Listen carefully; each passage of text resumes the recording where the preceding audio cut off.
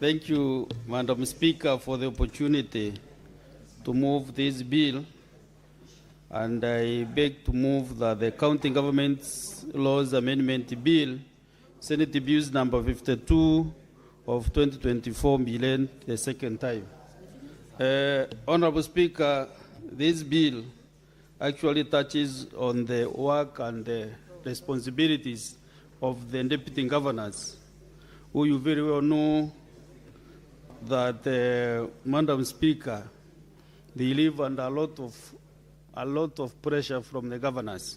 This amendment to the Act of Parliament is to amend and allow the county government tax to provide for specific functions for the office of the deputy governor, and also to amend the Intergovernmental Relations Act and for connected purposes. I said, Madam Speaker, that the deputy governors, all the senators here, are aware that currently, with the statistics that I have, because we engaged the deputy governors during the stakeholders forum, 42 deputy governors are not seeing eye to eye with their governors.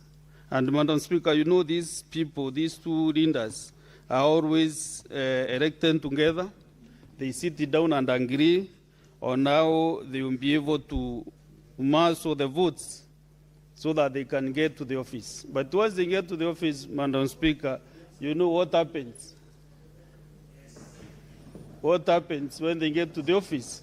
Immediately, then governors chase away the deputy governors. You remember, even I think almost 2 deputy governors have been brought here on impeachments.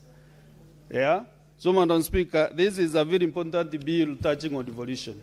So, Madam Speaker, what I said is that what this bill is proposing to do, and all senators in this room, in this house, they know the problems that we have with the deputy governors and the governors.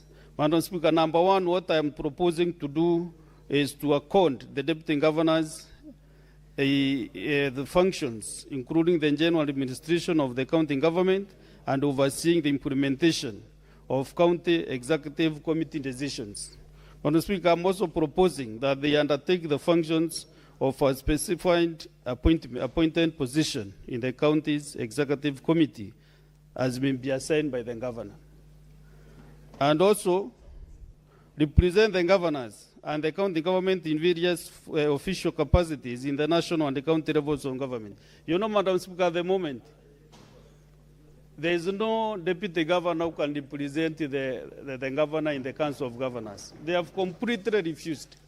And therefore, the deputy governors are left like, I don't want to say flangers because it is a very sensitive issue, and I can see my colleague is here, who is a defender of the girls.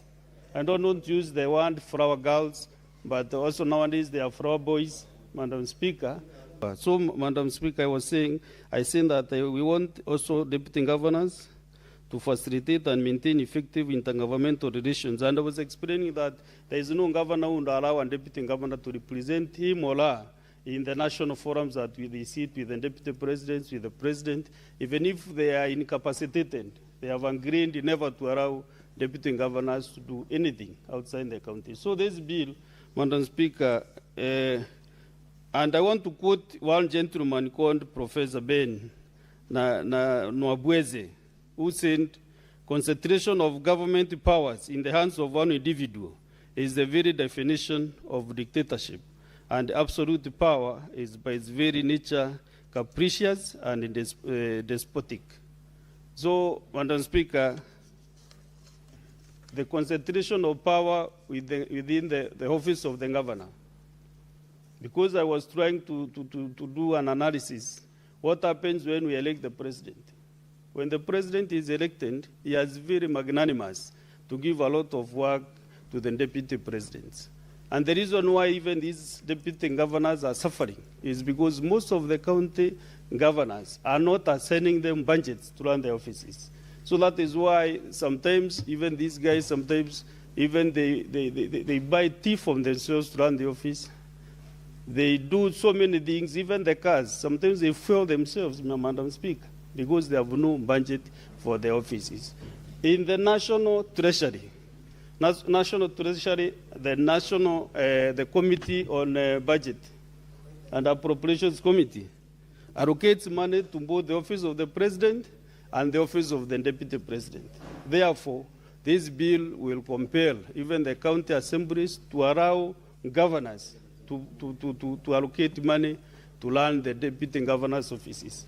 Madam Speaker, I remember sometimes when we had issues in Meru, the deputy governor, water was disconnected, electricity, power was disconnected, he had no vehicle. He didn't survive miraculously. And therefore, all these deputy governors have come together and they are seeking and requesting this House to pass this bill so that they can be able to function properly.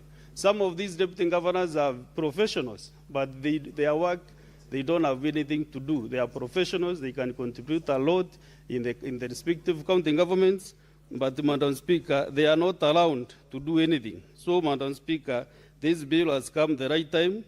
Actually, we were to handle this bill when we were in Busia, but unfortunately, that was the best forum to discuss about it. But now, you can see, Madam Speaker, this is the right time. And so far, the 40th Senate, this one we are in, has considered the removal from office of Honorable Dr. William Odwall, the Deputy Governor of Siaya County, and Honorable Dr. Robert Monda, the Deputy Governor of Kisii County.